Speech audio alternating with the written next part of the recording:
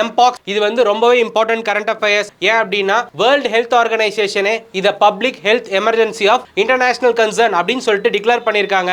அது சம்பந்தப்பட்டு என்னென்ன எக்ஸ்பெக்டட் கொஸ்டின்ஸ் இருக்கு, சோ என்ன மாதிரி எல்லாம் கொஸ்டின்ஸ் கேட்பாங்க, அது மட்டும் இல்லாம எம்பாக்ஸ்னா என்ன அப்படின்ற கம்ப்ளீட் டீடைல்ஸ் 10 மினிட்ஸ்க்குள்ள நம்ம பார்க்கலாம் வாங்க. சோ ஃபர்ஸ்ட் கொஸ்டின் வச்சு நம்ம ஆன்சர் பண்ண பார்ப்போம். which of the following statements are true about mpox? இந்த கொஸ்டினுக்கு நான் சொல்றதுக்கு முன்னாடி ஆன்சர் கண்டுபிடிச்சிட்டீங்கன்னா கமெண்ட் பாக்ஸ்ல கமெண்ட் பண்ணுங்க. So first statement, it is caused by bacteria மான்னு கேக்குறாங்க. சோ mpox அது வந்து ஒரு வைரல் டிசீஸ், அதாவது monkey pox வைரஸ் அப்படின்னு சொல்லிட்டு அதுக்கு பேர் வச்சிருக்காங்க. சோ monkey pox வைரஸ் தான் வந்து இந்த டிசீஸை காஸ் பண்ணுது, பாக்டீரியா கிடையாது. சிக்கன் பாக்ஸ், ஸ்மால் பாக்ஸ் அது எல்லாமே இந்த mpox எல்லாமே ஒரு வைரல் டிசீஸ் தான். இதுல இன்னொரு விஷயம் என்னன்னா ஸ்மால் பாக்ஸும் சரி mpoxும் சரி கவ் பாக்ஸ் இது எல்லாமே ஒரே வைரஸ் ஃபேமிலியில் இருக்கிற வைரஸ் தான். சோ அதனால தான் இந்த செகண்ட் ஸ்டேட்மெண்ட் வந்து நமக்கு ட்ரூவா இருக்கு. It is preventable by vaccine அப்படின்னு சொல்றாங்க. இது கரெக்ட் தான். சோ mpoxக்குன்னு டைரக்டா எந்த வேக்சினுமே கிடையாது. ஆனால் ஸ்மால் பாக்ஸ்க்கு யூஸ் பண்ற அதே வேக்சினை வந்து mpoxக்கு யூஸ் பண்ணலாம். ஸ்மால் பாக்ஸ் வந்து வேர்ல்ட்ல இருந்தே நம்ம ஒழிச்சிட்டோம்.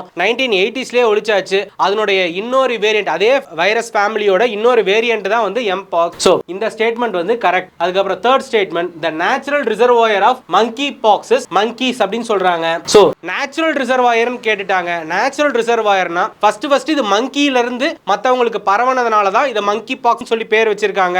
ஆனா இது நேச்சுரல் ரிசர்வாயர் மங்கி கிடையாது. ராட், குரில், மைஸ் இந்த மாதிரி பெருச்சாளி இந்த மாதிரி சின்ன சின்ன விலங்குகள் தான் வந்து இதனுடைய நேச்சுரல் ரிசர்வாயர். அதுக்கப்புறம் குரங்குக்கு ஸ்ப்ரெட் ஆனுச்சு. குரங்குமே இப்போ ரிசர்வாயரா இருக்காங்க. ஏன்னா ஒரு டைம் வந்து ஒருத்தங்களுக்கு அந்த இன்ஃபெக்ஷன் வந்துருச்சுன்னா அந்த இனம் வந்து அவங்க ரிசர்வாயரா ஆக்ட் ஆக ஆரம்பிச்சிருவாங்க. இப்போ ஹியூமன்ஸ்க்கு வந்துருச்சு அப்படின்னா ஹியூமன்ஸுமே ஒரு ரிசர்வாயரா ஆக்ட் ஆக ஆரம்பிச்சிருவாங்க. அதுக்கப்புறம் பல வருஷம் கழிச்சு அந்த டிசீஸ் எல்லாம் என்னதான் குணமானாலுமே உடம்புக்குள்ள டார்மண்டா இருக்கும். ஃபியூச்சர்ல எப்ப வேணா வர்றதுக்கான சான்சஸ் இருக்கு.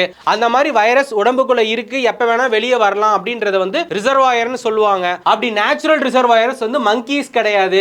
ராட், ஸ்குரில் அண்ட் மைஸ் இந்த மாதிரி ஆப்பிரிக்கால இருக்கிற அனிமல்ஸ் தான் வந்து ரிசர்வாயர். சோ இந்த ஸ்டேட்மெண்ட்டுமே wrong. Fourth statement, CDC declared mpox a public health emergency of international concern. இதுல CDCன்ற வார்த்தையை நோட் பண்ணுங்க. CDCன்றது யுனைடெட் ஸ்டேட்ஸ், அதாவது அமெரிக்காவோட ஹெல்த் டிபார்ட்மெண்ட். இதை டிக்ளேர் பண்ணது வந்து வேர்ல்ட் ஹெல்த் ஆர்கனைசேஷன். சோ உலக சுகாதார நிறுவனம் தான் இதை வந்து public health emergency of international concern அப்படின்னு சொல்லிட்டு டிக்ளேர் பண்ணியிருக்காங்க.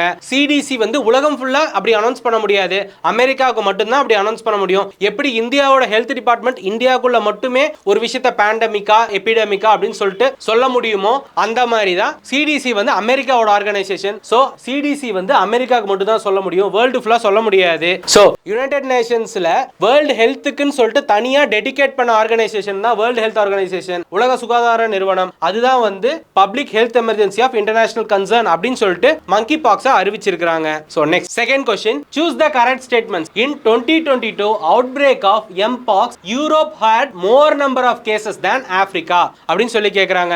இதுல இந்த क्वेश्चन நம்ம தெரிஞ்சுக்கிறதுக்கு முன்னாடி 2019ல கோவிட் வந்ததுக்கு அப்புறம் 2020ல வேர்ல்ட் ஹெல்த் ஆர்கனைசேஷன் வந்து பப்ளிக் ஹெல்த் எமர்ஜென்சின்னு சொல்லிட்டு கோவிடுக்கு அறிவிச்சாங்க.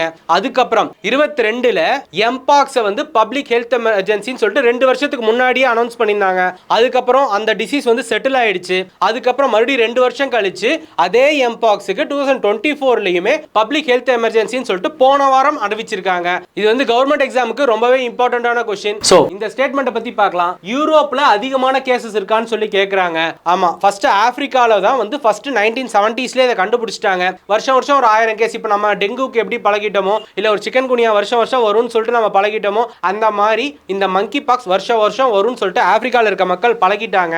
அதுக்கப்புறமா வேர்ல்டு ஃபுல்லா இது பரவனதுக்கு அப்புறமா வேர்ல்ட் ஹெல்த் ஆர்கனைசேஷன் இது பப்ளிக் ஹெல்த் எமர்ஜென்சின்னு சொல்லிட்டு அறிவிச்சிருக்காங்க. இந்த ஸ்டேட்மெண்ட் கரெக்ட் தான். 2022ல ஆப்பிரிக்காவை விட யூரோப்ல அதிக நம்பர் ஆஃப் கேसेस இருந்தது உண்மைதான். Second statement, mpox disease fatality rate is 1 to 10%. இது உண்மைதான். சோ ஒரு சில சர்வேல less than 1% ன்னு சொல்றாங்க. ஆனா ஓவராலா அக்செப்டட் ஸ்டாண்டர்ட்ஸ் என்னன்னா 1ல இருந்து 10%. அதாவது 1000 பேருக்கு அஃபெக்ட் ஆனா 100 பேர் இறக்க வாய்ப்பு இருக்கு, 100 பேர் அஃபெக்ட் ஆனா 10 பேர் இறக்க வாய்ப்பு இருக்கு அப்படின்னு சொல்லிட்டு அனௌன்ஸ் பண்ணியிருக்காங்க. சோ இந்த ஸ்டேட்மெண்ட்டுமே கரெக்ட் தான். அடுத்து third statement, diarrhoea is a common symptom of mpox அப்படின்னு சொல்றாங்க. டயரியா வந்து mpoxக்கு ஒரு காமன் சிம்டம் கிடையாது. ஸ்கின்ல ரேஷஸோ அம்மை மாதிரி கையில கொப்பளமோ வந்து போகும். ஆனா இருந்தாலும் டயரியா வந்து ஒரு காமன் சிம்டம் கிடையாது. ஃபீவர், ஹெட் ஏக் இந்த மாதிரி விஷயங்கள்லாம் இருக்கும். அண்ட் இட் அஃபெக்ட்ஸ் ரெஸ்பிரேட்டரி சிஸ்டமான்னு கேக்குறாங்க. இது மோஸ்ட்லி ஸ்கின்ல இருக்க லிம்ப் நோட்ஸ், அதாவது இம்யூன் சிஸ்டத்தை எதிர்த்து ஃபைட் பண்ற அந்த லிம்ப் நோட்ஸ் தான் அஃபெக்ட் பண்ணுமே தவிர ரெஸ்பிரேட்டரி சிஸ்டம் அஃபெக்ட் பண்ணாது. சோ இந்த ஸ்டேட்மெண்ட்டுமே wrong. Next choose the wrong statements. இந்த நாலுல எது ராங் ஸ்டேட்மெண்ட்னு கேக்குறாங்க. மங்கி பாக்ஸ் ஜூனோட்டிக் டிசீஸ் அப்படின்னு சொல்றாங்க. ஜூனோட்டிக் டிசீஸ்னா அனிமல்ஸ் கிட்ட இருந்து மனுஷங்களுக்கு வரக்கூடிய ஒரு டிசீஸ். இந்த மங்கி பாக்ஸ் வந்து மங்கில இருந்து மனுஷனுக்கு வந்ததனால இந்த ஸ்டேட்மெண்ட்டுமே கரெக்ட். அதுக்கப்புறம் second statement, mpox virus belongs to Poxviridae family அப்படின்னு சொல்றாங்க. இந்த ஸ்டேட்மெண்ட்டுமே கரெக்ட் தான். எம்பாக்ஸ் மட்டும் இல்ல, ஸ்மால் பாக்ஸ், கவ் பாக்ஸ் இது எல்லாமே பாக்ஸ்விரிடே ஃபேமிலியை தான் சேர்ந்தது. அதனால தான் எம்பாக்ஸ்க்கு வந்து ஸ்மால் பாக்ஸ் வைரஸ்க்கான வேக்சினையே நம்ம கொடுக்கலாம்னு சொல்லியிருக்காங்க. பட் நோட் பண்ண வேண்டிய விஷயம் என்னன்னா எம்பாக்ஸ்க்கு இன்னும் வரைக்கும் தனியாக வேக்சின் கண்டுபிடிக்கப்படவில்லை. அடுத்து third statement, in 2023 mpox virus outbreak is announced as a public emergency. நாம ஏற்கனவே சொன்னோம் கோவிட்க்கு அப்புறம் 2022ல 24ல இந்த 2 வருஷம் தான் வந்து பப்ளிக் ஹெல்த் எமர்ஜென்சி அனௌன்ஸ் பண்ணிருக்காங்க. போன வருஷம் 2023ல அனௌன்ஸ் பண்ணப்படவில்லை. சோ இந்த ஸ்டேட்மெண்ட் ராங். அதுக்கு அடுத்து fourth statement, the latest version of mpox virus is not sexually transmittable அப்படின்னு சொல்றாங்க. இதுக்கு முன்னாடி வரைக்கும் mpox வைரஸ் செக்சுவலி டிரான்ஸ்மிட்டபிள் கிடையாது அப்படின்னு சொல்லிட்டு அந்த இதுல தான் இருந்து பாடி ஃப்ளூயிட்ஸ் மூலமா, அதாவது இப்போ ஒரு அஃபெக்டான பர்சன் இருக்காரு அப்படின்னா அந்த கொப்பளத்துல இருந்து வெளியே வரக்கூடிய தண்ணி நீர் அதுல இருந்து இன்னொருத்தருக்கு பரவலாம். இல்லனா ஒரு பக்கத்துல ஒரு தூரத்துல இருந்தாருன்னா ஒரு ஃபீவர் இருந்துச்சு அவர் இருமுனாலோ அந்த ரெஸ்பிரேட்டரி டிராப்லெட்ஸ் மூலமா அவர் உடம்புல இருந்து வெளியே வரக்கூடிய ஃப்ளூயிட்ஸ் மூலமா இன்னொருத்தருக்கு அஃபெக்ட் ஆகும் தான் சொல்லியிருக்காங்க.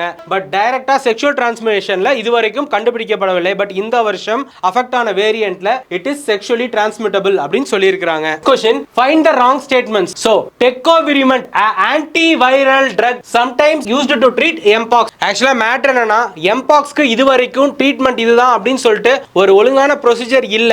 பட் இந்த டெக்கோவிரிமெண்ட் வந்து நம்ம யூஸ் பண்ணலாம் அப்படின்னு சொல்லியிருக்காங்க to treat mpox. It is more contagious and more severe than smallpox ன்னு சொல்றாங்க. சோ இதுல smallpox-ஐயும் mpox-ஐயும் கம்பேர் பண்றாங்க. smallpox வந்து ரொம்பவே சிவியர், அது மட்டும் இல்லாம ஒருத்தர்ட்ட இருந்து ஒருத்தருக்கு ஈஸியா பரவிடும். ஆனா mpox வந்து லெஸ் சிவியர், அது இல்லாம ஒருத்தர்ட்ட இருந்து ஒருத்தருக்கு அவ்வளவு ஈஸியா பரவாது. ஒன்லி பாடி ஃப்ளூயிட்ஸ் கூட டைரக்ட் கான்டாக்ட்ல வந்தாலோ இல்ல இன்ஃபெக்டட் பர்சனோட ஏர் டிராப்லெட்ஸ், அதாவது அவருடைய ரெஸ்பிரேட்டரி டிராப்லெட்ஸ் மூலமா காத்துல இருக்கிற தண்ணி மூலமா பரவாது. ஆனா இப்போ ஒருத்தர் இன்ஃபெக்ட் ஆகிற ஒருத்தர் இருந்தாருன்னா அவருடைய ரெஸ்பிரேட்டரி டிராப்லெட்ஸ்ல இருந்து தான் ஈஸியா ஸ்ப்ரெட் ஆகும். சோ இந்த ஸ்டேட்மெண்ட் வந்து ராங். அடுத்து third statement, the incubation period of mpox ranges from 5 to 21 days அப்படின்னு சொல்றாங்க. நார்மலா 7 to 14 days வந்து நார்மல் ரேஞ்ச். பட் 5 நாள்லயுமே ஒருத்தருக்கு கண்டுபிடிக்கப்படலாம். 21வது நாள் வரைக்குமே ஒருத்தருக்கு வந்து இன்குபேஷன் ஆகி அதுக்கப்புறமும் டிசீஸ் அஃபெக்ட் ஆகலாம். இதனாலதான் கடந்த 21 நாளைக்கு முன்னாடி யாரெல்லாம் ஆப்பிரிக்கன் கண்ட்ரிஸ் போனாங்களோ இல்ல எங்கெங்கெல்லாம் இந்த டிசீஸ் அஃபெக்ட் ஆயிருக்கோ அங்க போயிட்டு வந்தாங்களோ அவங்க எல்லாரையுமே ஸ்கிரீனிங்க்கு உட்படுத்துறாங்க.